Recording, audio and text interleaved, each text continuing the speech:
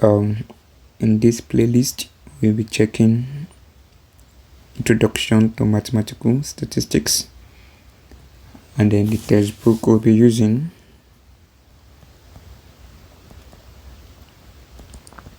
are titled Introduction to Mathematical Statistics.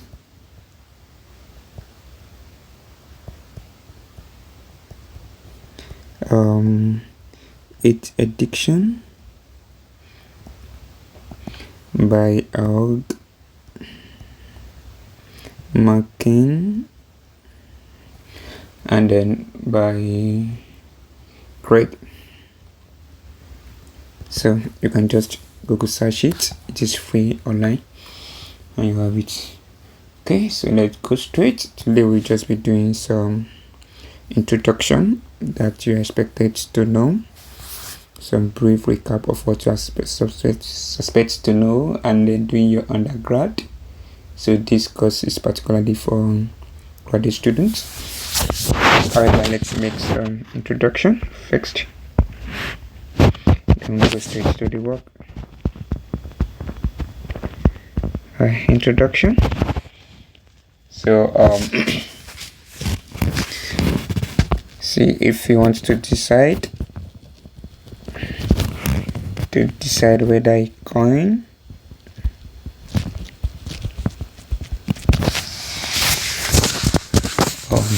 is fair. So if you want to decide whether a coin is fair, so you can't just hold the coin and decide that it is fair or not. So what you just have to do, so we have to toss it, and then we get either. So once we toss it, we are going to get either head, which we can denote as H, or tail, which we can denote as T. So what we just did, tossing a coin, is just what we just did now is called an experiment. This is called an experiment, and then our experiment has outcomes, which is head or tail. So this experiment with outcome H or T. So then you can see that an experiment in which an outcome can't be decided beforehand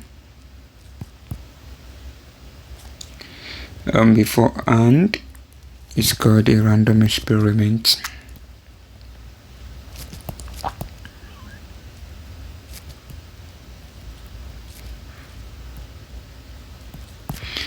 Okay, and then the collection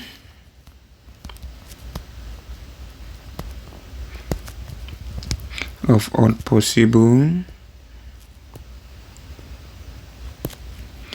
outcomes, we call this our sample space.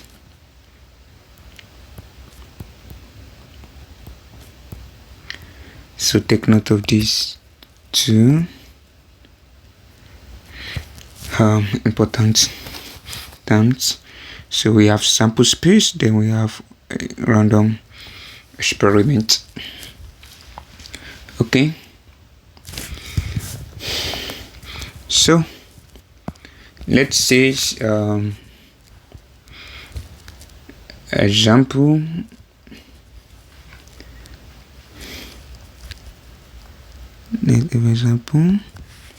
let's say toss a coin.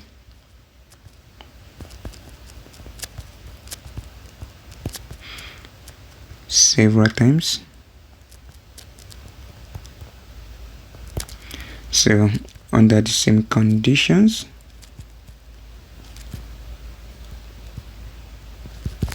So this is an example of random experiment with sample space h comma t, because that's just the two possible outcomes you can have when you toss a coin. So another example too,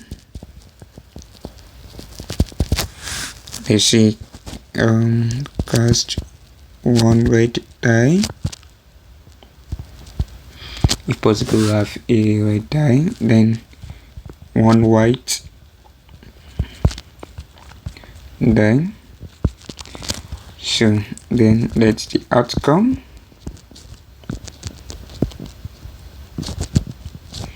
Be ordered paired.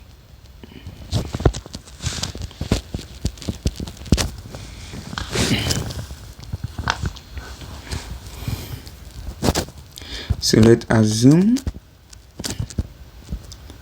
that the two dice may be repeated.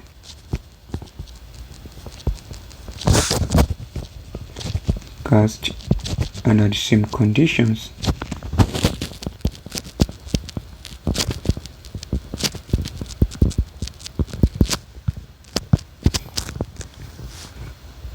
So then this is also an example of a random experiment, and then the possible outcome for those of us that have some basic understanding about this is that we're going to have 1 1 1 2 6,6. So you can draw the table and see we are going to have 6 outcomes. So that's that. So let's now define another key terms that you're supposed to know. A sample space, which is the possible outcome, is denoted by fancy C or call C with element C, and then our capital letter C will be a collection of elements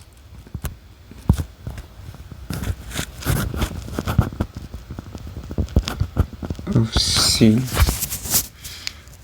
collection of element of C, like this one of C, and then in our sample space, which is fancy C, then we call the capital letter C, then C is called an event.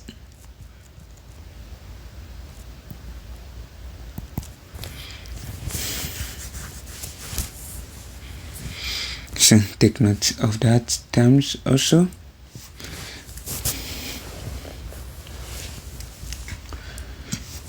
Okay, then let's talk about frequency, relative frequency. So repeat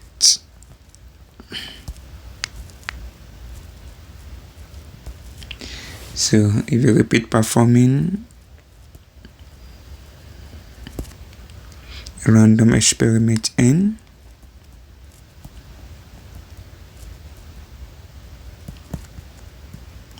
times, so and then we count the number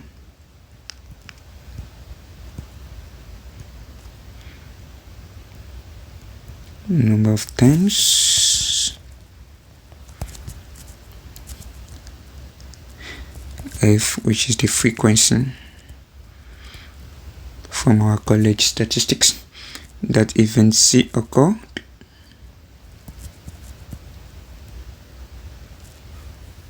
So the ratio is called the relative frequency. So we take an example on that for better understanding.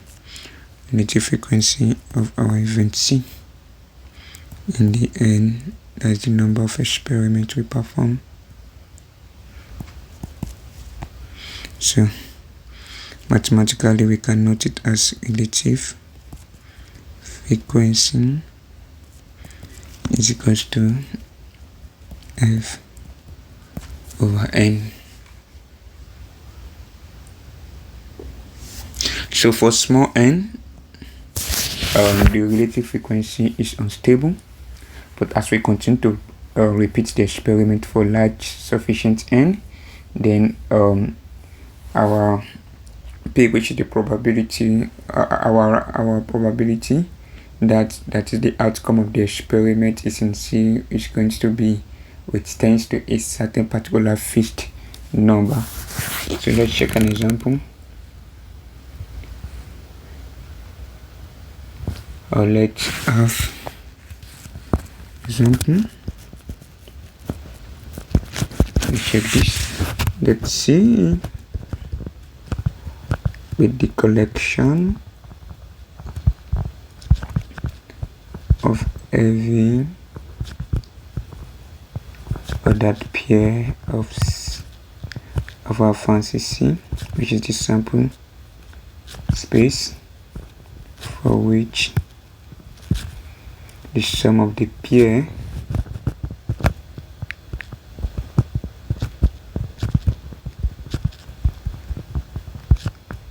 is equal to 7. So this, we are talking about the dice. Okay, so this is the continuations of this question, this particular question. Cast one red die, one white die, and cast one red die and one white die. Let the outcome be ordered paired. Assume that the two dice may be repeatedly cast under the same conditions. So we know that we have 36 possible outcomes, but now we just want to consider the event whereby the sum of pair are equals to 7. So that means that the possible outcome, the possible collection to have is 1,6. We can have 6,1 also. We can have 5,2 or 2,5. We can have 3,4 or 4,3. Okay, so these are just the possible outcome we can have. So now I want to check the result of this in performing n equals to 400 experiments.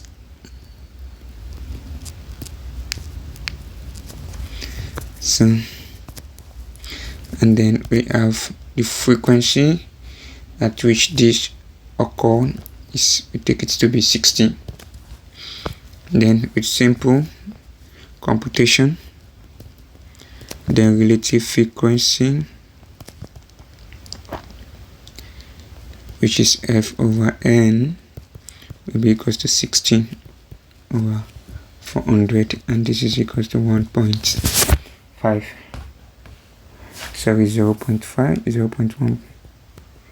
0.115. This is a probability. The probability will surely be between the range of 0 and then 1. So we can see that as n is large, probability of this C occurring is 0.15, which is actually between 0 and 1. So from there, let's do a quick revision on set theory.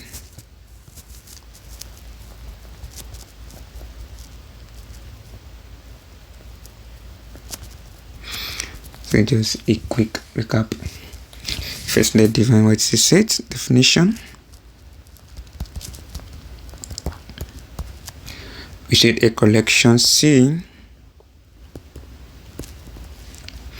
of distinct objects is called a set. So we say an object C belong belonging to a set C is called an element.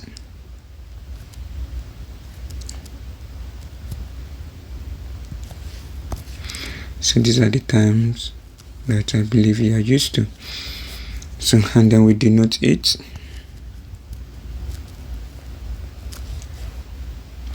element of the set and denoted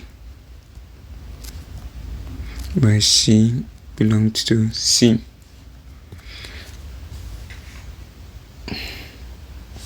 So note, just a revision. Capital letter A, B, C are used to denote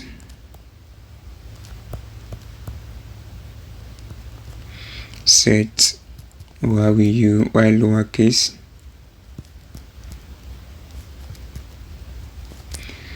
case letters are used to A, B, C denote elements. And just a quick revision.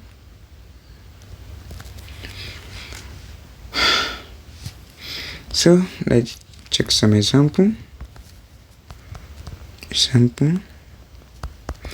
If C is equal to 0,1, we say in and then show that C an element is equal to 3/4. So we can say that C is an element of C. Because you have 0, 1, then you have 3/4 around here. So C is an element of C. So for that 3/4 belongs to our capital letter C. So another example, if we have our C to be set a pair of sets such that S is in between 0 and then 1 and Y is between 0 also and then 1. So and then we have half, common half, so we can equally say that this also is an element of C. Okay, because this is for x, or this, we have this half in between here, we also have this half in between this closed interval. Then third, we have our C to be red, white, blue, yellow, and then we can see and red belongs to C. Alright, so let's check some basic theory here. Let's take this definition. If each element of a set C1 is also an element of set C2, so the set C1 is called a subset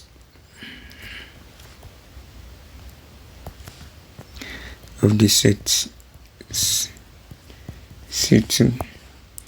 Take note of that. Then we can indicate, this is indicated by writing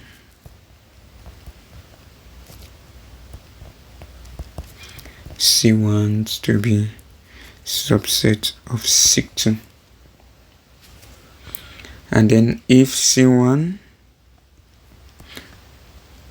so if C1 is subset of C2 and then C2 also is a subset of C1, then this implies that C1 is equals to C2.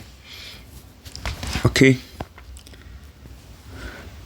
So that is that. So let's check some basic example on this. Let C1 equals to X such that we have S is in between 0 and 1 included. That's upon the closed interval, and then C2 X such that minus 1 less than or equals to X less than or equals to 2. So here we can see that let's see, we have 0, 1, this for C1, then for C2, which is minus 1, that minus 1 should be around here, and then 2. So we can see C2. So obviously we have C1 to be subset of C2. Okay, so let's check another example. We take this example 1, example 2. Let C1 be X comma Y such that S is greater than or equals to 0 and is equals to Y less than or equals to 1. And then we have C2 to be X comma Y such that 0 is less than X comma Y less than or equals to 1. Then also we can see that this is,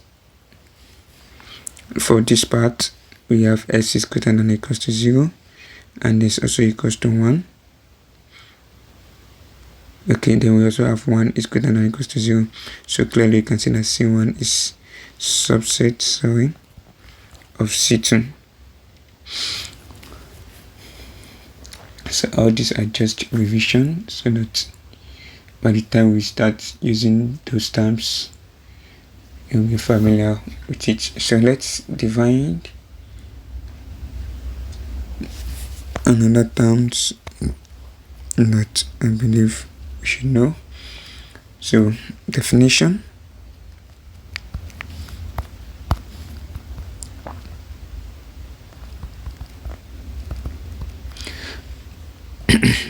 If a set C has no elements, you should know what that means.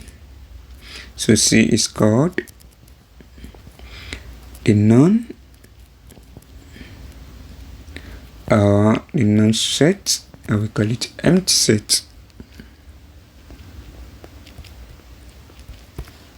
And then we indicate this to be this, and know that this is not equals to empty. So take note of that. So another definition, which is the union of sets. And this. Another definition, the set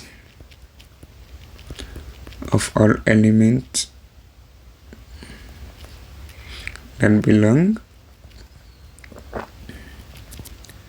to at least one of these sets,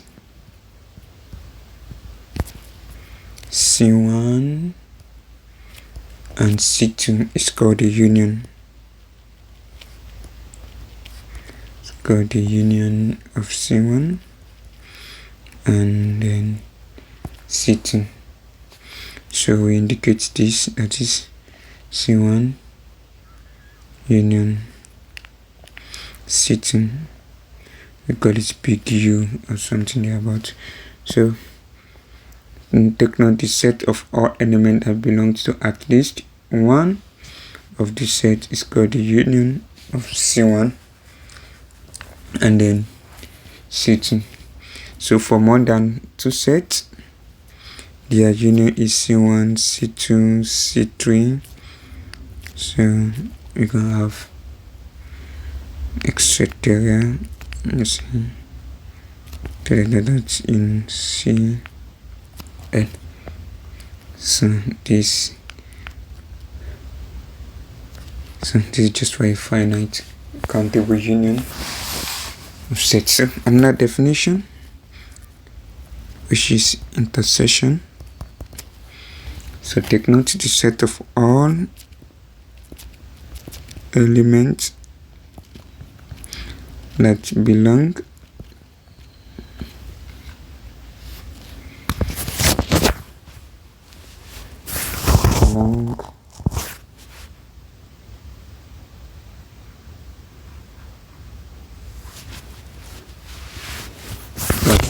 to all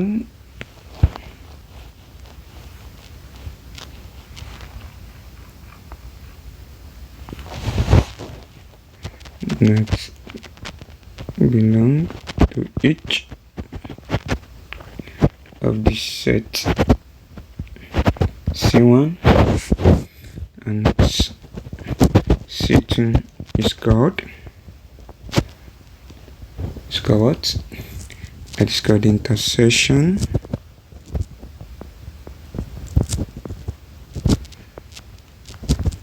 of C1 and then C2. So we can also have a countable intersection of finite number of n. So let's check some example for this. Example for the union. Let's check some simple example. Let's see one equals to x such that s equals to 8, 9, 10, 11, or x is in between 11 and then 12. So then we have our C2 to be x such that s is equal to 0, 1, 10. So then the union of these two guys, C1 union C2, will be x such that s equals to 0, 1, 10, or the other guy here, x less than 11, less than or equals to 12.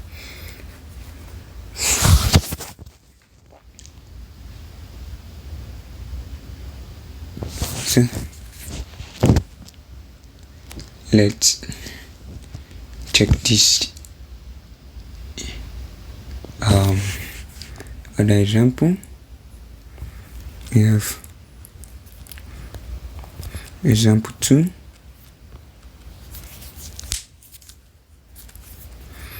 We have let's see k equals to x such that 1 over 1 plus k is less than or equals to x less than or equals to 1.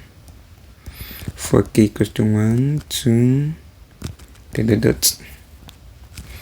So I want to find the union of the first two, or first three rather.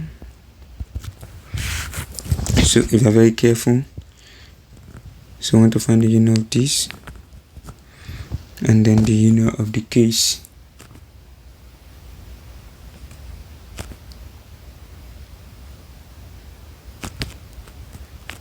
So the first of all, deal with this. Our C1 here will be equals to x such that if we put k equals to 1, that will be half, less than or equals to x less than or equals to 1. Then for C2, we have x less than 1 over 3, less than x less than 1. Then for C3, we have 1 over 4, less than x less than 1. Then if we take the union of this guy, since this is okay, this is 0.5, this is we take this to decimal, this is 0.5 and this is 0.3333. so what you can notice is that this is a decreasing function. Okay, so since this is a decreasing function, then the union of this guy is easy for you to detect, and that it be 1/4, because here you can find this here, you can find this here, you can find this and this and this, then we can have 1/4 is less than x. So let's put in set form. X just that 1/4 is less than or equals to x less than or equals to 1. Okay, so let's check another question under this.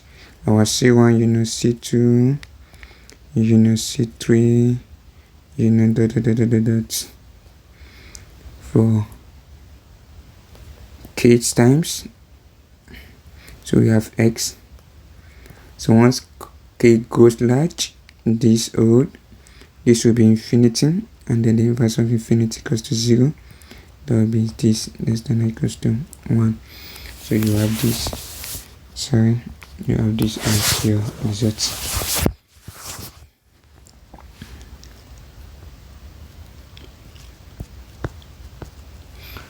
Okay.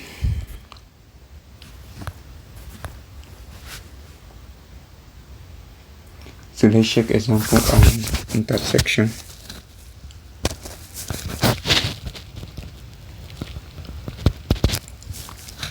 So let's see C1 equals to 0, 0, 0, 1, 1, and then C2 to be 1, 1, 1, 2, 2, 1, then the intersection C1 intersection C2.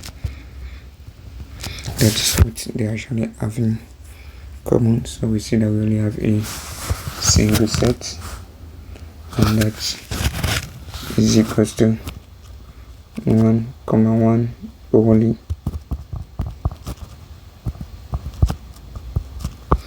So let's check one more or two examples of different type. So let's say C1. Let's C1 equals to s comma y such that s plus y is less than or equals to 0, and this is less than or equals to 1. And then C2 to be x comma y such that 1 plus x plus y. So obviously we see that these two have no points in common. So therefore our C1 intersection C2 is equals to empty.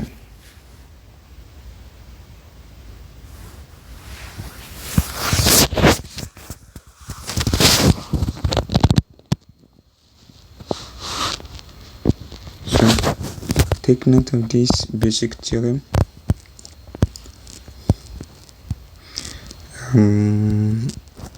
Should I call it theorem, or just take a note that for every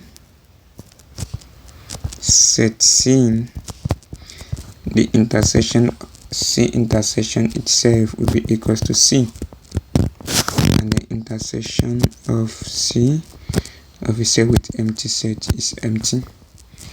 So you can also verify that. So let's check another example 3 for intersection. They will move to another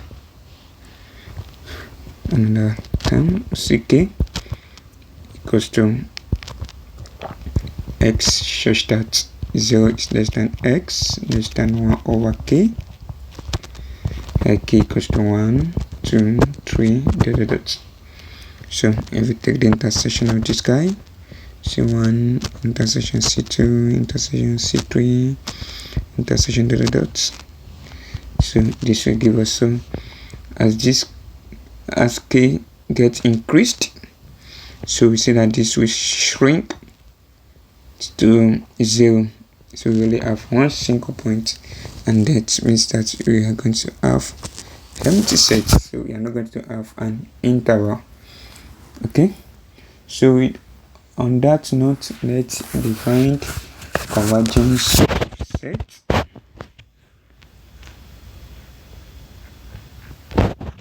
Convergence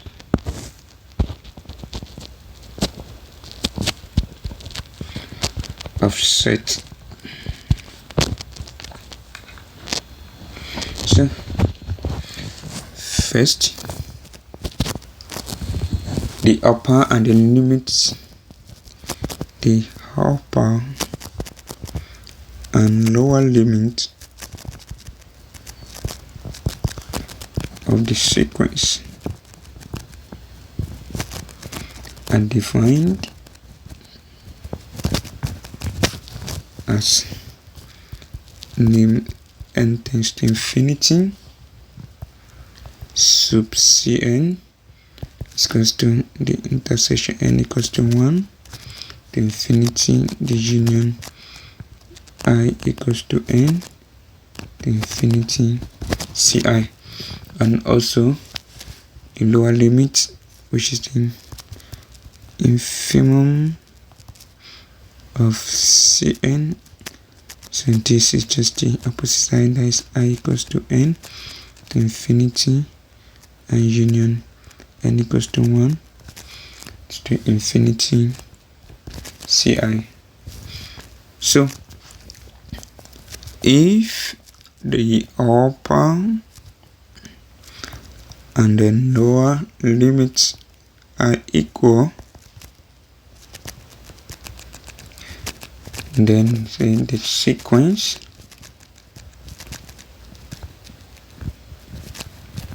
is called convergent.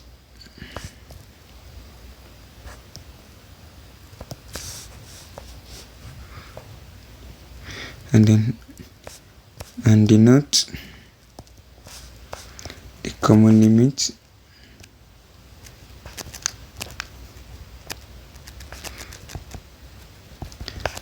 as limit n tends to infinity Cn. So you can use that to verify that a sequence of monotone set converges. Okay, so we stop here for this revision, then we try to check. We'll try to continue in the next video. Alright, hope to see you. Thank you.